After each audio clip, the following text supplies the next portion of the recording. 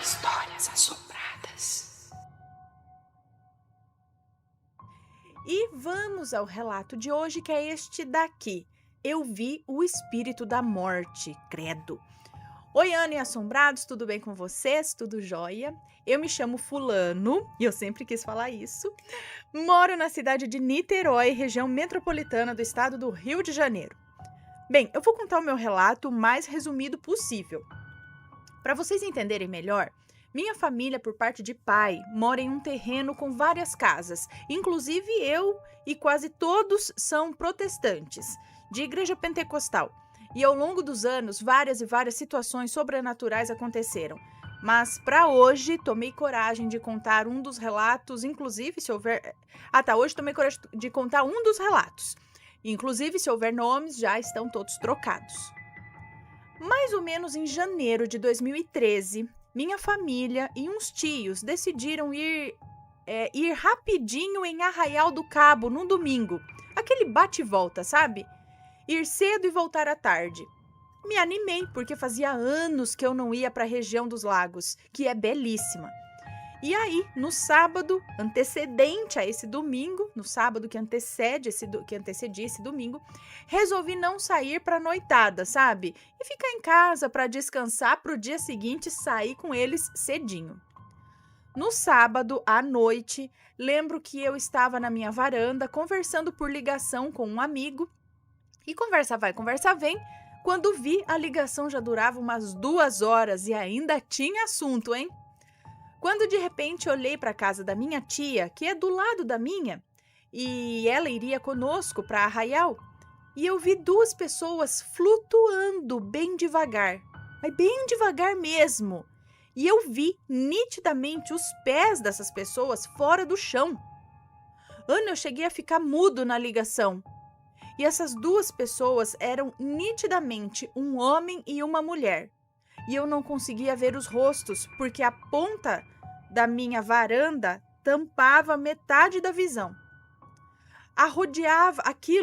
Aqueles 2 arrodeavam o carro do meu tio e iam para um terreno nosso ali do lado, onde tinha mato alto bem escuro. Na mesma hora eu me arrepiei inteiro e senti um medo horrível. Eu já sou medroso por natureza, né? Então... E as minhas 2 gatas, que nunca brigaram, começaram a brigar feio em cima do telhado. E eu comecei a sentir, assim, ter uma sensação horrível. Como se algo estivesse lá do mato me observando. E um vento gelado surgiu. Olha, isso porque era noite de verão e tava um calor bonito aqui no meu país RJ. No meu país RJ.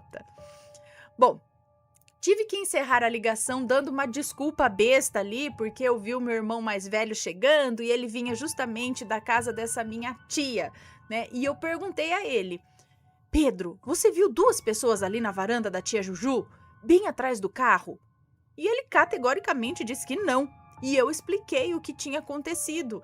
E ele voltou lá na varanda dela, olhou tudo, foi no terreno do lado, tipo um campinho, e voltou pálido, dizendo que tinha visto uma baiana toda de branco e flutuando bem devagar. Como meus pais são evangélicos e de muita oração, corremos para contar para eles o que tinha acontecido, já que vimos coisas andando ao redor do carro e no dia seguinte nós íamos viajar com esse carro, ou de carro, né? E eu pensei, ferrou, vai dar merda aqui, eu não quero mais ir não. Meus pais, mesmo sabendo que eu já tive várias visões, não deram a mínima. E eu acho que até hoje... Acho até hoje que deve ser porque, desde essa época, eu já não era mais da igreja também. Então, era já quase 1 hora da manhã eu fui me deitar, já que não fui para a noitada naquele dia, né? E uma sensação horrível ainda pairava no nosso quintal. E as gatas ainda estavam brigando no telhado, na varanda, no muro, não parava de brigar. Até que eu capotei, me bateu um cansaço do nada e eu dormi. Quando eu senti um peso em cima do meu corpo terrível, um frio e alguém apertando o meu pescoço e eu consegui abrir os olhos. Mas eu não conseguia nem gritar, nem me mexer, paralisia do sono, sabe? E nessa hora eu senti uma mão gelada apertando a minha perna, justamente a perna que eu quebrei em um acidente de carro, que dói até hoje. Aquilo apertava, e eu nessa hora sentia tanta dor que eu consegui dar um grito e sair daquela paralisia já chorando e orando, repreendendo o que quer que fosse aquilo. Quando instantaneamente eu vi a hora e era 3h25 da manhã e o meu telefone tocou. Achei bem estranho pela hora, né? Achei estranho o telefone tocar pela hora. E era um outro amigo meu. E eu atendi. Ana, o cara tava naquela hora andando pelo calçadão de Ipanema e subitamente sentiu na alma de me ligar e me disse exatamente assim: Fulano, eu tô aqui e Deus mandou dizer que o que você viu, o que te apertou até você gritar de dor, é o espírito da morte. Ele tá rodeando mais uma vez a sua família. Ana do céu! Nessa hora, assim, não passava nem Wi-Fi. E eu nem sabia onde. Não foi isso que ele falou, mas não posso falar o que ele falou aqui, tá? Fiquei muito assustado. Eu não dormi mais e mal esperava amanhecer para contar para os meus pais e tentar convencê-los a não ir mais nessa viagem.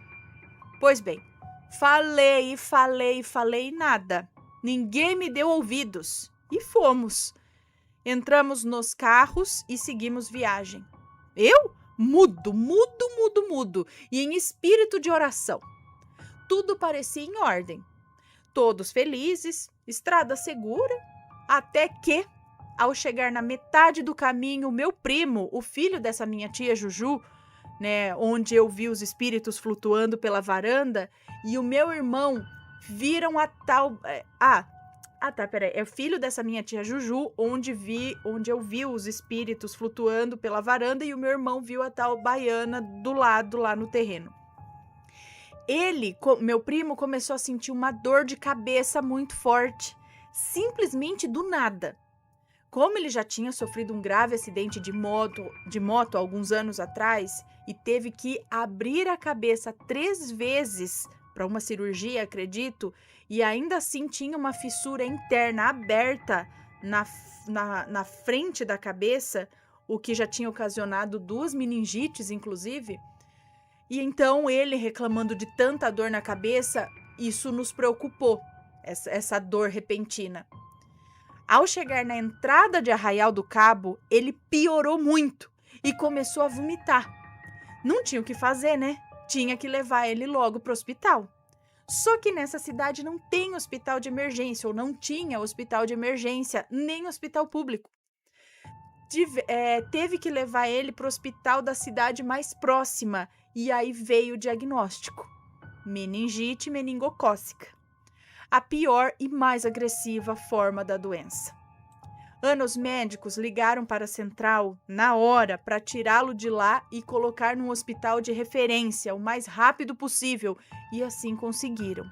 Internaram ele em um hospital recém-inaugurado na época, de ponta, em São Gonçalo, do lado da cidade de Niterói, onde moramos. E aí veio o primeiro boletim médico no mesmo dia, dando certeza da doença, e o médico foi categórico: se vocês demorassem mais 1 hora para prestar socorro a ele, o rapaz não teria a mínima chance de sobreviver. Ele ficou para mais de 1 mês internado, mas graças a Deus se recuperou e segue até hoje bem, sem sequelas. O que era quase certo ter sequelas. E está com a saúde em dia. Ana do céu, eu lembrei na hora sobre o que eu vi um dia antes. Lembrei do que veio me afrontar e lembrei da ligação do meu amigo me alertando sobre o espírito da morte rodeando minha família. Nesse caso, a casa dessa minha tia, né? E nessa ocasião, querendo ceifar a vida do meu primo. Eu nunca vou me esquecer disso. E agora? Se eu ver algo, acredite... Ah, tá, eu nunca vou me esquecer disso. E agora, se eu ver algo, eles acreditam rapidinho. Atualmente eu não vejo mais nada também, graças a Deus. Quem estiver ouvindo esse relato e teve essa mesma história, deixa um like no vídeo, comenta como foi com você e compartilhe. Ana, brigadão por ler. Conheci seu canal no começo desse ano, trabalhando e viciei. Sucesso sempre, um beijo para você, para o Matheus, para as crianças e para o Rabinho. O Rabinho não está mais conosco, mas muito obrigada. Um beijo para você.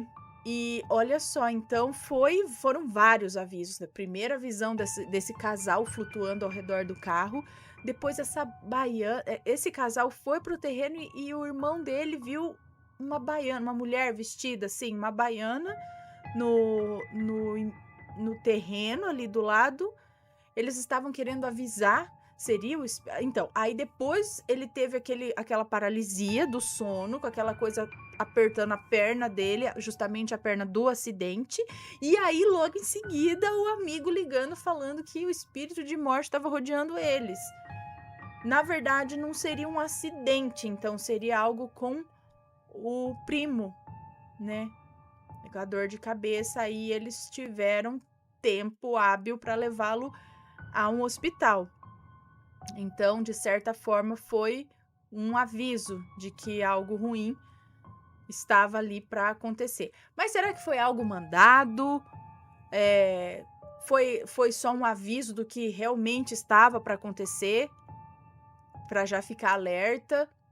Alguma coisa que tá ali, por que tá querendo ceifar a vida da família?